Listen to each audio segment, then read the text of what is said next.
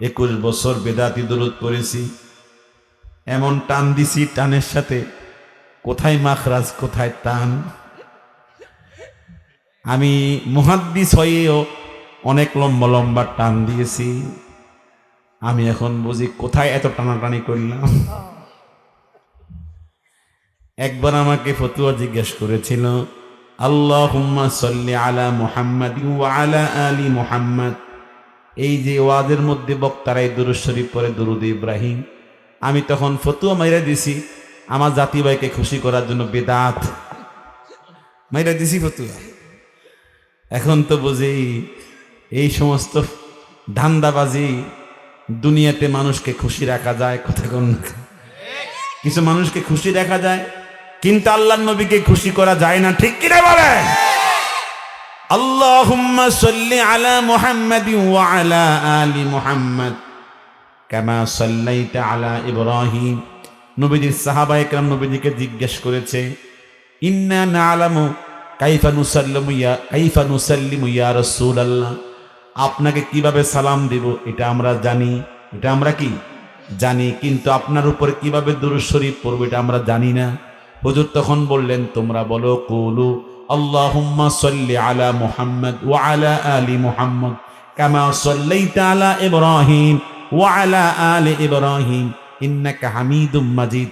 হুজুর দুরূদ শরীফ শিক্ষা দিলেন কিভাবে। আর এখন চট্টগ্রাম গেলে শুনবেন কত তালের কথা কর না, made in Chattogram, made in Chattogram, made in বড় হুজুর। মেড ইন কোন হুজুর? বড় হুজুরে বানাইছে। অথচ আমার নবী উম্মতকে শিখাইছে আল্লাহুম্মা সাল্লি আলা মুহাম্মাদ ওয়া আলা আলি মুহাম্মাদ।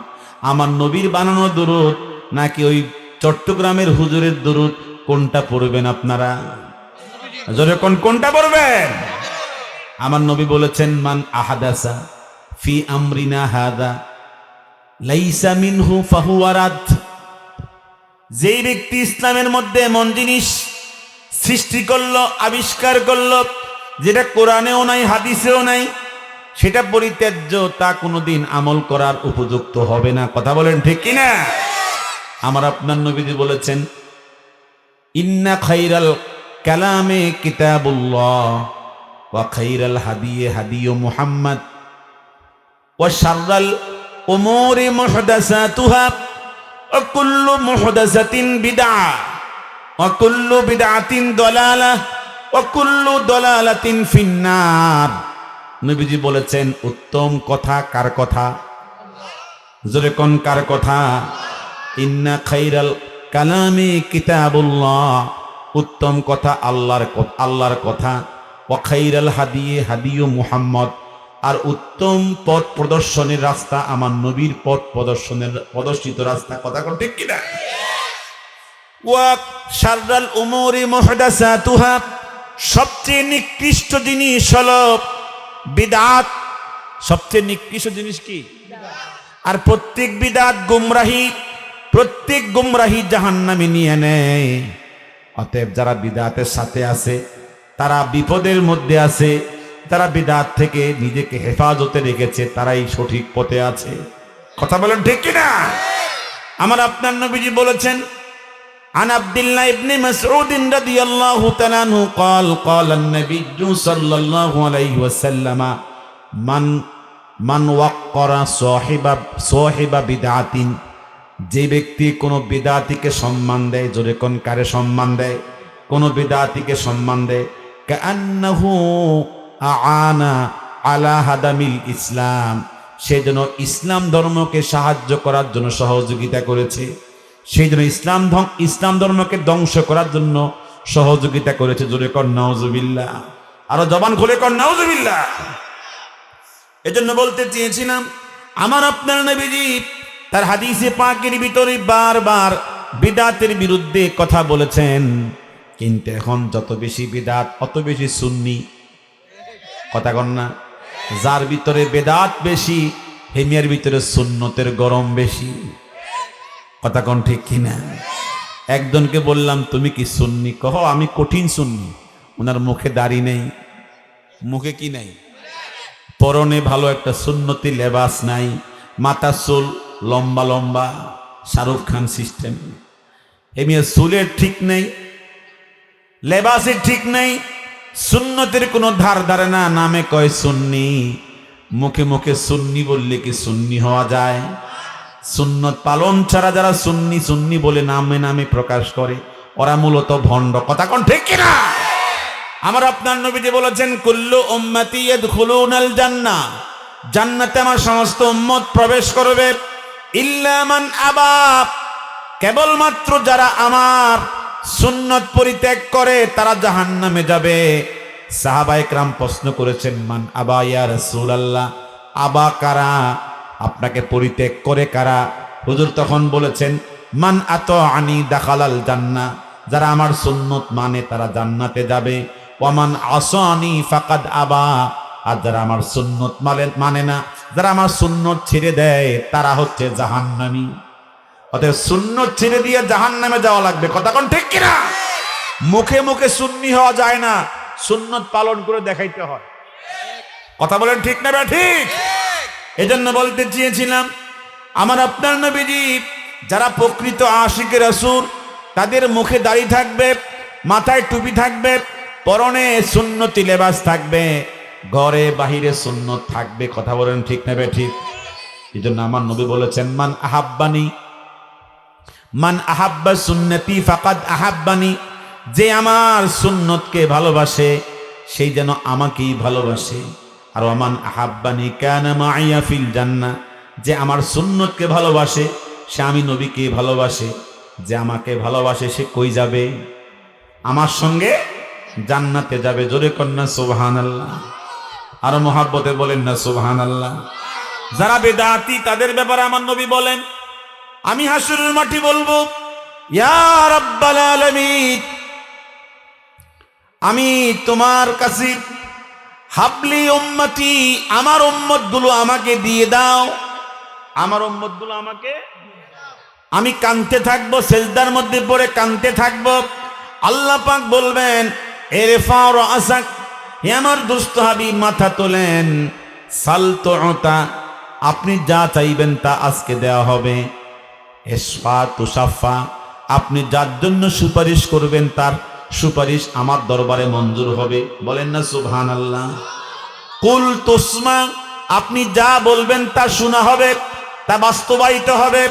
হুজুর তখন বলবেন, লা ইয়াবকা, কিতাবুত তাফসীরের মধ্যে ইমাম বুখারী এই হাদিসটা উল্লেখ করেছেন। হুজুর বলবেন, লা ইয়াবকা আহাদুম মিন উম্মতি ফিন্নার, আমার কোনো চাওয়া পাওয়া নাই, আমার কোনো দাবি দাওয়া নাই, একটা মাত্র কথা তোমার দরবারে আল্লাহ, আমার একটা উম্মত জাহান্নামে থাকতে পারবে, একটা উম্মত জাহান্নামে থাকতে পারবে না। আল্লাহ পাক তখন বলবেন, ফেরেশতারা আমার নবীর উম্মতগুলোকে জাহান্নাম থেকে বের করো। 3 ভাগের 1 ভাগ জাহান্নাম থেকে বের করা হবে। আল্লাহ পাক বলবেন, ইয়া রাসূলুল্লাহ, ইয়া হাবিবাল্লাহ, আপনাকে খুশি করার জন্য উম্মতে মুহাম্মদীর 3 ভাগের 1 ভাগ জাহান্নাম থেকে বের করে জান্নাতে দেওয়া হলো। বলেন সুবহানাল্লাহ।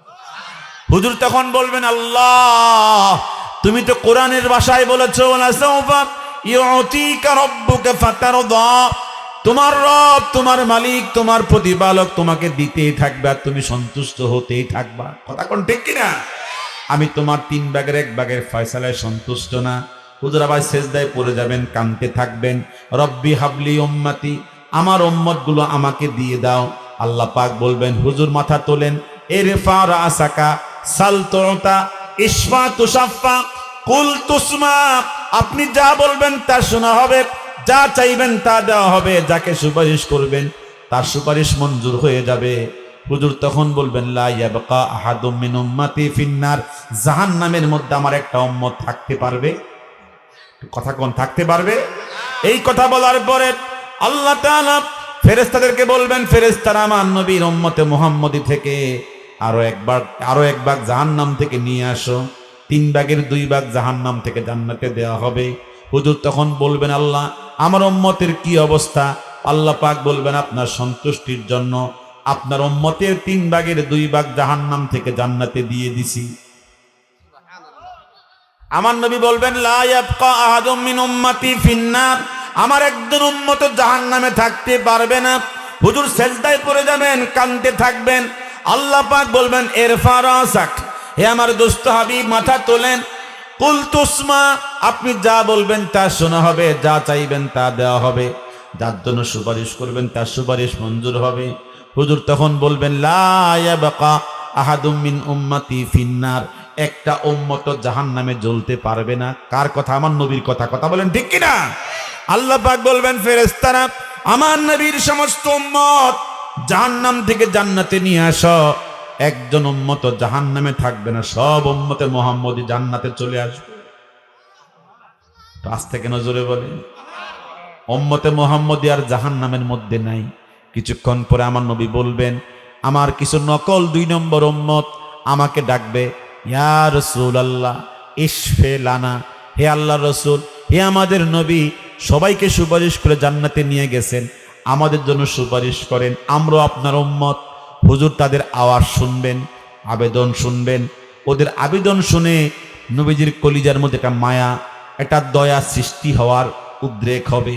ঠিক তখনই আল্লাহ তাআলা আমার নবীর সামনে একটা পর্দা, একটা প্রাচীর, একটা দেওয়াল আমার নবীর চোখের সামনে পর্দা দিয়ে দিবেন, যাতে করে ওদেরকে দেখা না যায়, ওদের আওয়াজ না শোনা যায়। আল্লাহ পাক তখন বলবেন, হুজুর এদের জন্য কোনো সুপারিশ করবেন না, কোন রকম আবেদন করবেন না, এরা আপনার 2 নম্বর উম্মত, এরা আপনার পরে বিদআত চালু করে দ্বীনকে ধ্বংস করেছে।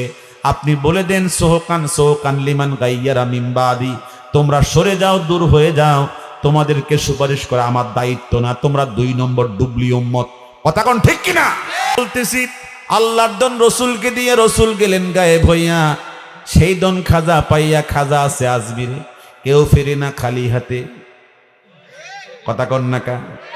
এই সমস্ত ভণ্ডামি কথা যারা বলে, তারা আল্লাহর দন রসুলকে দিয়ে দেয়, মনে হয় হেতের কাছে সব ক্ষমতা। কথা কন না? এরকম বন্ড আছে না নাই? এক বন্ড কইতেছে, বাঞ্ছারামপুরে শুনেছি, ওরে ও মুসলমানো বেশি করে গাঞ্জা টানো, পরকালে সবই পাইবা, গাঞ্জা পাইবা না। এই ভণ্ডদের জায়গা বাংলাদেশে যেন না থাকে, আল্লাহ হেদায়েত করুক। জোরে কোন আমিন, আর মহাব্বতে কোন আমিন। নাসা নাসি, ফালা ফালি, দোল তবলা, একতারা দোতারা তেতারা সেতারা, বেড়া বেডি, কথা কোন না কেন? এগুলো কি ইসলাম? আল্লাহ এই বিদআত থেকে বাংলাদেশকে হেফাজত করেন। জোরে কোন আমিন, আর মহাব্বতে বলেন আমিন। আমাদের সেলসালা কিগুলো আছে? হ্যাঁ, দেবন্দের সেলসালার মধ্যে এরকম কোন বেড়া বেডি একত্রে না আছে? আছে কোন জায়গায় সমস্ত? তো যেদের মধ্যে মাজার পূজা, কবর পূজা, মাজার সেজদা, কবর সেজদা, আমরা যদি বলি যে তোমরা মাজার পূজা করো কেন, তখন গা জ্বলে। কথা কোন ঠিক কিনা? জ্বলে কেন তোমাদের? তোমরা ভালো হয়ে গেলে তো হয়ে যায়। কথা বলেন ঠিক না বা ঠিক? আবার উল্টা আমারে কামে নাকি মুসলমান হয়েছি নতুন করে। হ্যাঁ, এখন নিজের ইমানের কোন অবস্থা জানে না, আর উল্টা আমারে কামে নতুন মুসলমান হয়েছি। আল্লাহ হেদায়েত করুন। জোরে আমিন বলে, আর মহব্বতে বলেন আমিন। আমি যেখান থেকে তেলাওয়াত করেছি সেখান থেকে কিছু কথা বলার চেষ্টা করব ইনশাআল্লাহ। আল্লাহ পাক বলেন, লা তাস্তাবিল হাসানাতু ওয়ালাস সাইয়্যা ইদফা বিল্লাতী হিয়া আহসান ফাইদাল্লাযী বাইনাকা ওয়া বাইনাহু আদাওয়াতুন কাআন্নাহু ওয়ালিয়্যুন হামীম। বলেন সুবহানাল্লাহ। আল্লাহ তাআলা বলেন, লা তাস্তাবিল হাসানাতু ওয়ালাস সাইয়্যা, এই দুনিয়ায় কোনদিন ভালো মন্দ সমান হবে না। ভালো ডান পাল্লায় যাবে, মন্দ বাম পাল্লায় যাবে। কথা বল না, ভালো কোন পাল্লায়, মন্দ কোন পাল্লায়? মন্দ কোনোদিন ডান পাল্লায় আসবে না, আর ভালো কোনোদিন বাম পাল্লায় যাবে না। অতএব ভালো এবং মন্দ কোনোদিন সমান হতে পারে? লা তাস্তাবিল হাসানাতু ওয়ালাস সাইয়্যা, কোনোদিন ভালো মন্দ সমান সমান হবে না। ইদফা বিল্লাতী হিয়া আহসান। আমার দোস্ত হাবিব, আমার বন্ধু নবী মুহাম্মদ সাল্লাল্লাহু আলাইহি ওয়াসাল্লাম, আপনার জীবনে কাফির মুশরিক আপনাকে পাগল বলবে, আপনাকে জাদুকর বলবে, আপনাকে কবি বলবে। কথা কোন ঠিক কিনা? আপনাকে গালিগালাজ করবে। কোনদিন মুহাম্মদ আমার দোস্ত নবী আপনি কোনোদিন মন্দ আচরণের বিপরীতে মন্দ আচরণ করবেন না, বরং ইদফা বিল্লাতি হিয়া আহসান, আপনি মন্দের বিপরীতে জবাব দিবেন ভালো আচরণ দিয়া। এটা কার আদেশ? আরো জোরে কন্যা কার আদেশ?